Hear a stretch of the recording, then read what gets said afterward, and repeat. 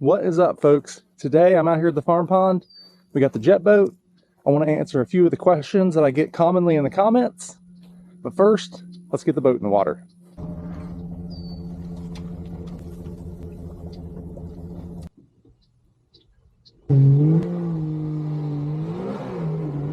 So we're here in the boat. One of the most common things that I saw in the comment was, how do you get it unstuck once it's up on the beach? And do that, we're going to run it up shallow. I got two ways I'm going to show you. Hopefully maybe these can help you out one day. So let's get it up on the beach. So the first way, easiest way that you can do when you're by yourself especially, this is by far a lifesaver to me. It's a small little tack saw. This thing lives in the jet boat. Perfect little saw, nice and sharp, packs up small. It's an absolute lifesaver. So what we're gonna do, I grabbed the 2x6 from the barn, and we're gonna use it instead because it's too hot to be cutting wood today.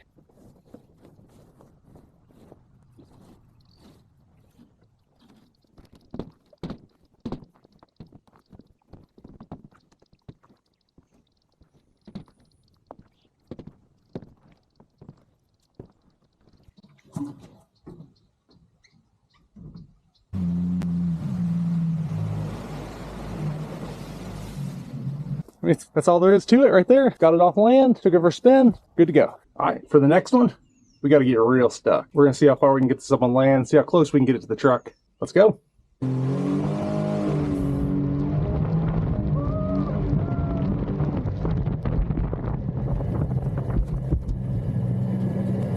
So with this one, when you're that far away, you don't have to work it in by hand.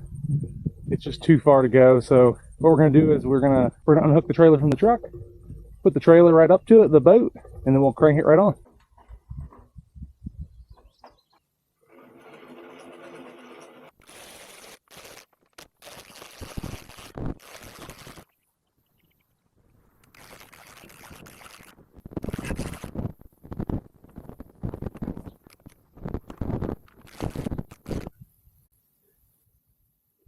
All right, we got that done.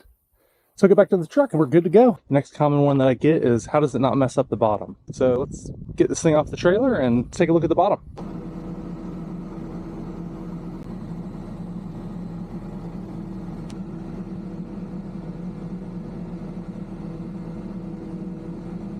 So the basics of a jet boat is you have this jet outdrive.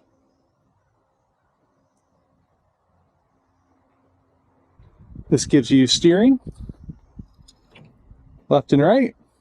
It gives you trim, up and down, just like a boat propeller. But the very unique part about it is there's absolutely zero under the hull. So you can see where we just went up in that grass. We might have a little bit of stuff plugged up in there, but it all comes out. So nothing to hang underneath the boat.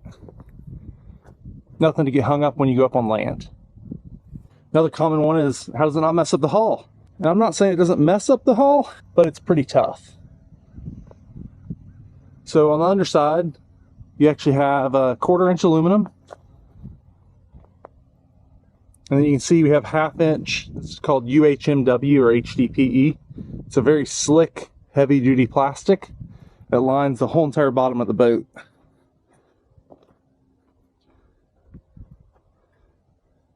Now you can see how thick that aluminum hull is, the bottom.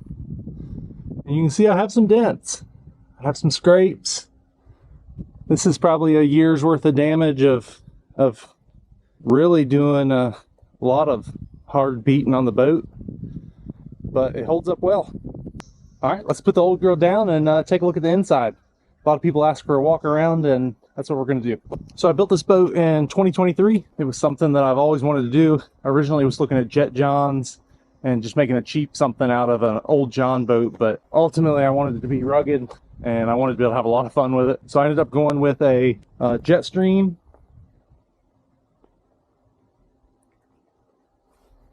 There's a lot of brands out there. Mini Jet's popular, Jetstreams is popular. Honestly, I liked the guys at Jetstream. They were good to me. Just talking with them and them giving me all the information that I needed and willing to help made a big difference. A couple things on this boat is it has what's called a stomp grate. And when you press down on this, the metal grate that you look at underneath, it goes down to get any of the grass or weeds. If you ever had a jet ski, you know that whenever you suck up grass or weeds, you have to climb underneath of it and grab handfuls of it out. That keeps you from having to do that. I mounted 3 spare fuel tank holders on the back. Those are each 5 gallons a piece. Seats are PRP. They have the Jetstream logos in them. It was a nice little touch they did. Also, Jetstream on their plexi puts their logo on the side of them. It looks pretty good. Once again, I have the Jetstream floor, custom seat mounts. I have the full windshield with a walkthrough, and then I have the 2+ seats in the back. Up front, I put a nice flush mount stern navigation light that pops up. One less thing to get snagged on whenever you are out boating in the woods and some of these tight creeks. Up front, you have the factory controls from a Sea-Doo jet ski. And then over on the driver's side, you have the reverse lever and the trim lever. Those are from Mini Jet. The next question that I get is, how much does it cost? It can be as cheap as you want it or as expensive as you want it. I mean, there's companies that build these for you that are $70,000 or $80,000. It's too much in my opinion. I ended up building mine. I'm going to say that I had high 20s in it. I've seen plenty of people build them for $10,000 or less. You can also go and, like I was talking about earlier, one of the things that got me into this was doing jet johns. If you have a john boat sitting at home and then you have an old 2-stroke jet ski, you can mate the two together, be doing the same things that I'm doing for next to nothing. If it's something you're interested in, you want to do this cheap and you want to be able to run skinny water, check out some jet johns. They are awesome. Another one that I got a lot of was, what do you do for a living?